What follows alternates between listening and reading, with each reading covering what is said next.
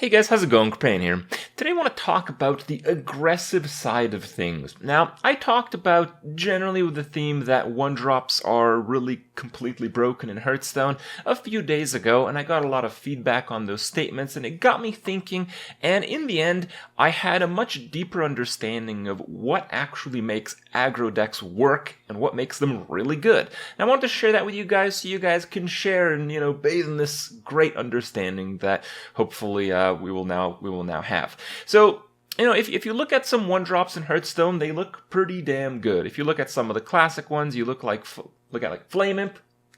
It's a pretty good card. Flame Imp basically is as good as a 2-drop with a little bit of a downside, but when it comes to just pumping out just a bunch of stuff on the board, that downside doesn't matter as much because you can play it on turn 1. Now, having a 1-drop in Hearthstone makes such a big deal because most 1-drops trade with most 2-drops.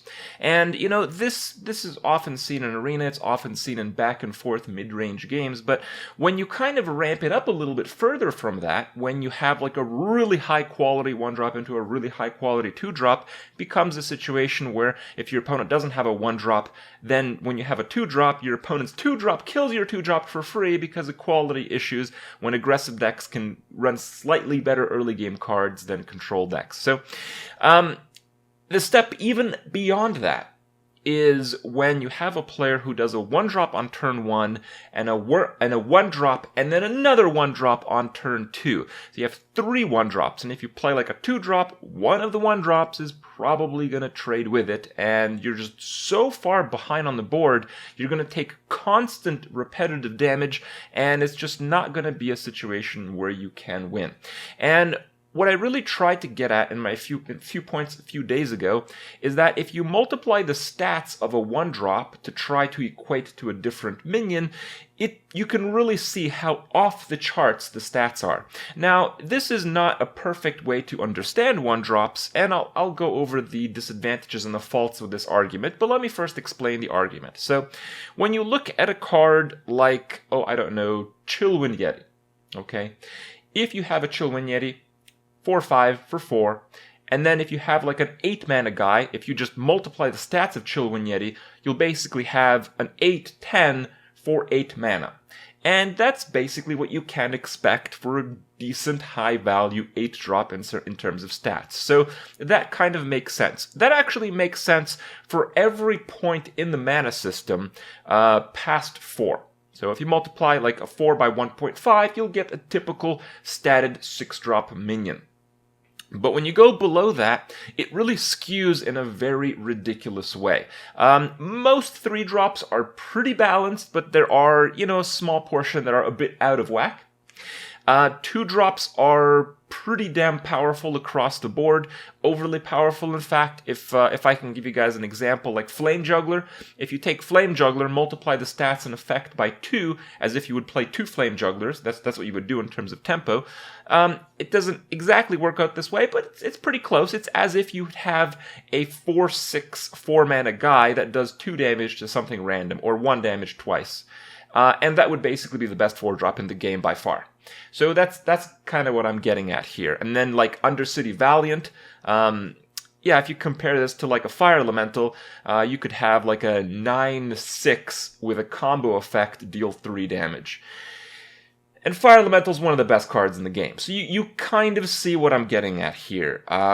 When you multiply the stats of 2-drops, it gets really off the charts. Very popular 2-drop these days that really kind of puts on some hurt is the Totem Golem. If you multiply the Totem Golem stats by 2, you have the new most broken card ever in Arena and probably constructed as Flame Faceless. That's it. That's the only card that is justifiable in that slot. And that card's broken as hell. So that's where we're at with 2-drops. 2-drops are a bit off the chart. But when you look at 1-drops, they really are like on the extreme end of balance, and it's almost every single 1-drop. And I have a list here for you guys to see. So I talked about the Flame Imp a little bit earlier. Some other more subtle examples. If you look at like Possessed Villager, right? Possessed Villager is a card that is pretty good. It's not nobody's really complaining about it. But if you compare Possessed Villager to like Cairn, some people are actually complaining about Cairn. Karen would have to be a 6/6 minion, and the Death Rattle would have to be a 6/6 guy for it to be in line with Possessed Villager. So really, yeah, Possessed Villager is considerably better for like per mana crystal cost. Even a card like On the Hunt, which is pretty crappy, really. I mean, I've seen this in a few Hunter decks, and I've mostly laughed at it because I think it's kind of meaningless, kind of pointless, and doesn't really do that much in any game. Well, imagine if you had a spell that did 5 damage to something that cost 5 mana, and then gave you a 5/5 minion. That'd be pretty good. That would basically be played by every single deck ever, for instance. A card that has been in a lot of the aggressive decks for a long time, Abusive Sergeant. It's obviously a good card, but if you multiply the stats, if you make Abusive Sergeant like a 4-drop guy, and multiply everything by 4, you would have a 4 mana 8/4 that buffs the attack of a minion by 8. So you kind of get what I'm saying here, right? You kind of get it. These 1-drops per mana crystal invested are completely off the charts compared to other minions. So what I'm getting at here is that even though you might be playing a mid-range deck, you will still lose versus aggressive decks. And you will. It's not about having a 1-drop on turn 1, a 2-drop on turn 3, a 3-drop on turn 3. It's not about that even. We're at the stage where you want a 1-drop on turn 1, you want like the best 2-drop or 2 1-drops on turn 2, and on turn 3, a 3-drop is usually not even that good. You want to play like a 2-drop and a 1-drop. Like, it's so much more aggressive, and this factor of the 1-drops being ridiculously powerful is now being extremely scaled.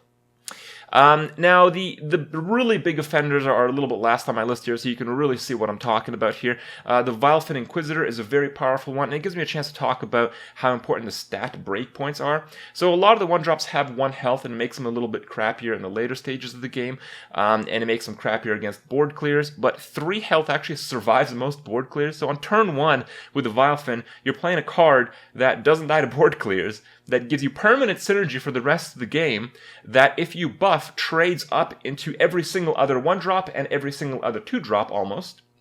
Is a Murloc, so it benefits completely from the rest of the synergy in your deck. So this card is absolutely batshit crazy, and if it was even a 2-drop, and 2-drops are pretty broken across the board, it would be a 2/6. 2/6 2-drop. That's pretty good. So you kind of get how this works here. But really the biggest offender on this list is the Tunnel Trogg. The Tunnel Trogg is just out of this world. Okay, if Tunnel Trogg was a 2-drop, it would be a 2/6 that would gain 2 attack for every mana you'd overload. If it was a 5-drop, it'd be a 5/15 that would gain 5 attack for each mana you overload. You get what I'm saying here. Now, the main fault to this argument, and this is a totally legitimate fault to the argument, is that playing each of these instances costs a card. So if I play like a Tunnel Trogg on turn 1, it costs me that card. But if I compare Tunnel Trogg as if it were a 2-drop, it doesn't really work that way, because having 2 Tunnel Troggs on turn 2 isn't the same as playing one that's, twice the card, because I would need that extra card to play 2 of the normal 1-drop Tunnel Troggs on turn 2. So every card you play costs a card, and that seems really obvious, but it does break down this argument a little bit. But it actually plays into how these decks function as a whole, which really makes it very interesting.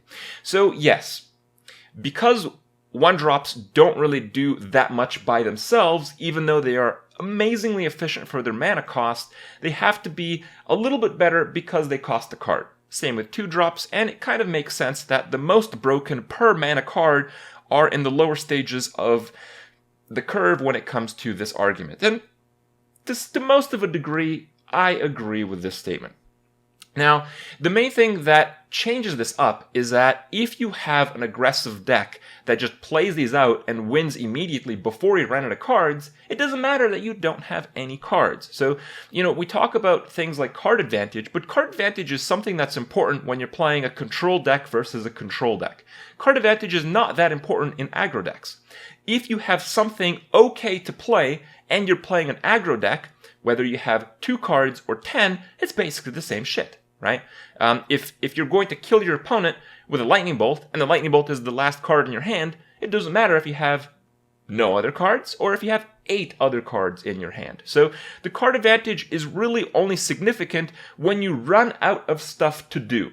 And this is where the fine balance in deck building and card design on Blizzard's end kind of meets together to really come up with a deck that can so aggressively explode on the board through hyper-efficient 1s and 2 drops rather than even on-curve minions, and kill your opponent before you run out of cards.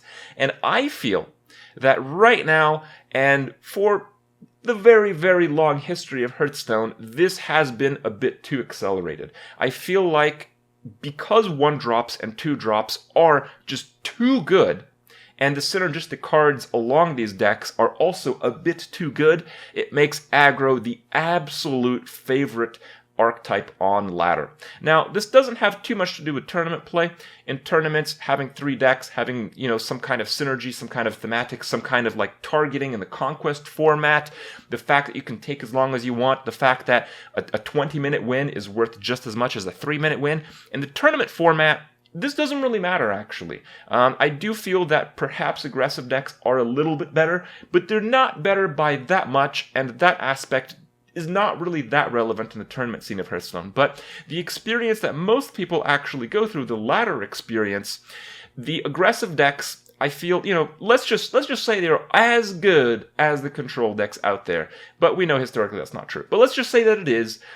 People are winning games much faster with these decks, and it makes them have more incentives to play aggressive decks, while even though they might be doing as well as their control counterparts, because they're winning more games per time investment, it makes it the more frequent deck you're going to encounter on ladder. And I think that's something that Blizzard should have addressed for a long time now. I think aggressive decks should be worse because of that balance, but it seems like it doesn't really happen.